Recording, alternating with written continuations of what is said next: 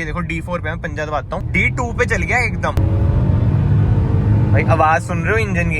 Hello everyone, welcome back to another video. I hope सब कुछ बढ़िया चल रहा हो आप सबकी जिंदगी में। आज मैं बैठा हूँ भाई all new Kia Sonet facelift top model यानी कि GT लाइन का DCT है। ये देख सकते हैं आप, ऑटोमेटिक कार है, 7 स्पीड DCT इसमें मिल जाता है। एंड सबसे पहले हम इंजन स्पेसिफिकेशन की बात कर लेते हैं। इसमें आपको मिलता है 999 सीसी का, जी हाँ, 3 सिलेंडर इंजन है जो आपको प्रोवाइड करता है 118 bhp with 172 Nm of torque. तो आज की वीडियो में ना हम इसकी परफॉर्मेंस चेक करने वाले हैं कि रियल लाइफ में ना ये कार कैसी चलती है कैसी नहीं। एंड फिलहाल मैं हूँ संजू भैया के साथ। इसका डिलीवरी टाइम क्या है, मतलब वेटिंग वगैरह क्या है कार की?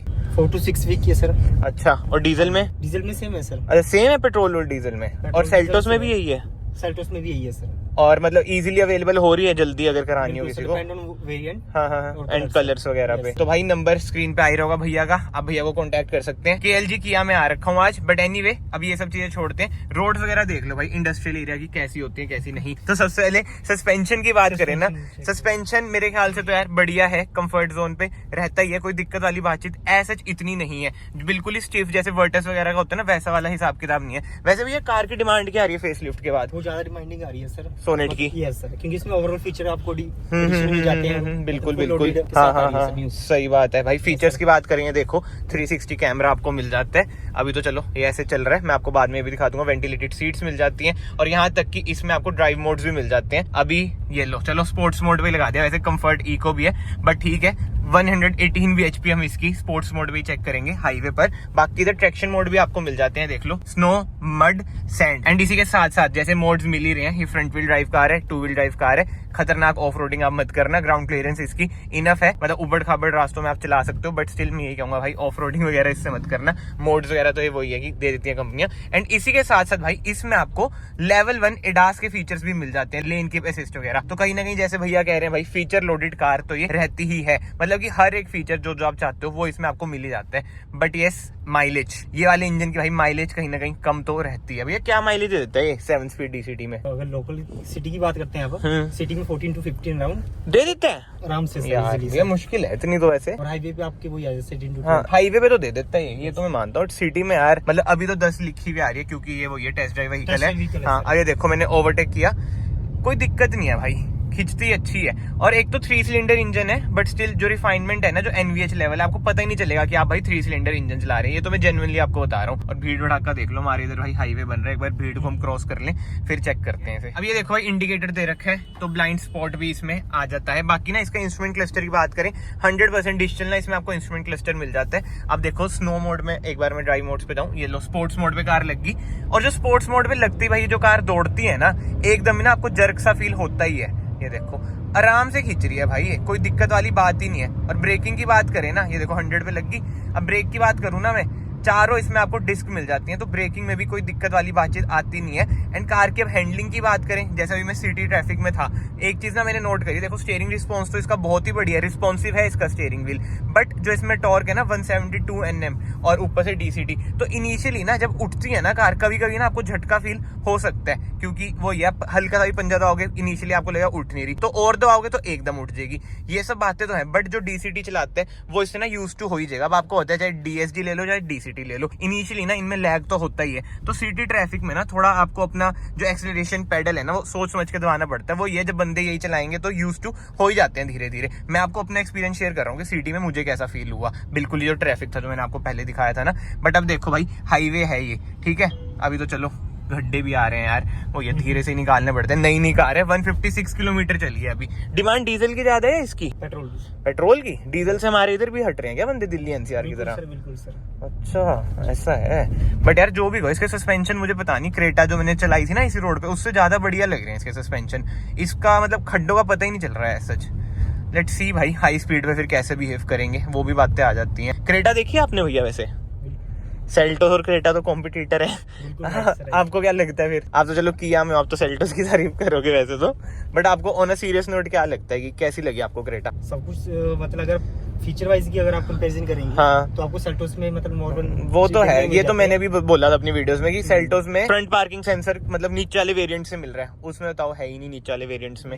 शेड्स वगैरह, हाँ फॉग लैंप का हो गया, ये बात तो है। हाँ और भी चीजें हैं। प्राइसिंग की बात करें, बेस मॉडल उसका महंगा जा रहा है डीजल वाला। अभी देखो भाई मैंने इंडिकेटर दिया, ये आ चुका है। ये जो इंस्ट्रूमेंट क्लस्टर है ना, वेन्यू में आपको देखने को नहीं मिलता है भाई, जो किया में मिलता है। वही बात है यार, जो किया एज अ ब्रांड ना फीचर्स वाइज ना बहुत आगे निकल ही जाता है। अब ये देखो D4 पे मैं पंजा दबाता हूँ, D2 पे चल गया एकदम। ये है भाई इसकी परफॉर्मेंस, जिसे कहते हैं ना आप D3 पे, मतलब कि रिस्पॉन्सिव बहुत ज्यादा है यार। ड्यूल क्लच ट्रांसमिशन ऐसी थोड़ी फेमस है, बहुत ज्यादा रिस्पॉन्सिव है भाई। अब देखो फिर से पंजा दबाया मैंने, ये देखो चौथे तीसरे पे चल गया, देख रहे हो।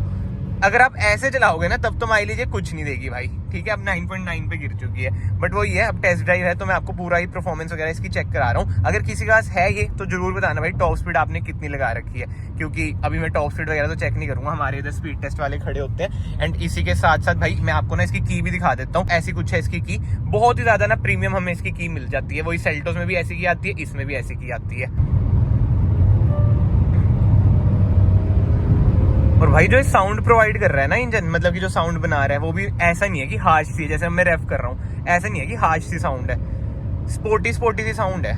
और हैंडलिंग भी आप देख ही लो भाई, कोई दिक्कत ही नहीं है यार। बॉडी रोल वगैरह तो आपको फील ही नहीं होएगा। वो ये 2500 mm का भाई इसका व्हील बेस है, सब 4 मीटर कार है, शॉर्ट एंड कॉम्पैक्ट है। भगाने में तो भैया बढ़िया है यार ये कार, वैसे देखा जाए किसी को ऊंची कार चाहिए हो। हाँ बट प्राइसिंग बहुत ज्यादा भाई मुझे पर्सनली लगती है। हमारे इधर ये ऑन रोड 15,70,000 कुछ की पड़ी जाती है, एक्स शोरूम इसका है 13.70।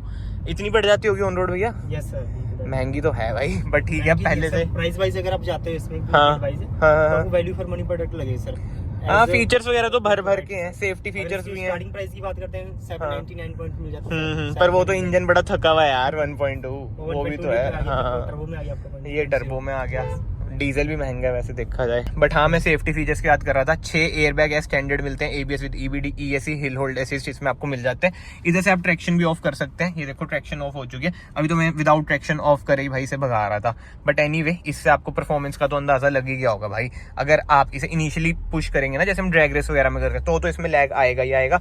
बाकी मैनुअल में आप इधर ऐसे डाल सकते हैं, नहीं तो पेडल शिफ्टर्स भी आप इसके इधर से यूज कर सकते हैं। मतलब की परफॉर्मेंस भी ना आपको इसमें अच्छी खासी मिली जाती है भाई, फीचर्स तो मिल ही रहे हैं। और अब सेफ्टी भी पहले से इंप्रूव तो किया ने करी दी है। ये देखो एक्सेलरेशन पेडल मैंने कुछ नहीं दबा रखा, मतलब ऑटो होल्ड ना इसमें है नहीं, और ना ही इलेक्ट्रिक पार्किंग ब्रेक है, बट मैनुअल पार्किंग ब्रेक यार मुझे तो हमेशा से बेटर लगती है। बाकी इधर आपको वायरलेस चार्जर भी मिल जाता है। ऐसा कुछ है भाई इसका 360 कैमरा। एंड इंफोटेनमेंट स्क्रीन की बात करें ना, 10.25 इंच की ना इंफोटेनमेंट स्क्रीन मिल जाती है। सेम UI है भाई किया सेल्टोस वगैरह का। अगर आपको डिटेल वीडियो देखनी है इसकी किया सोनेट की, आई बटन पे आ रही होगी, आप एक बार डिटेल वीडियो भी देख सकते हैं।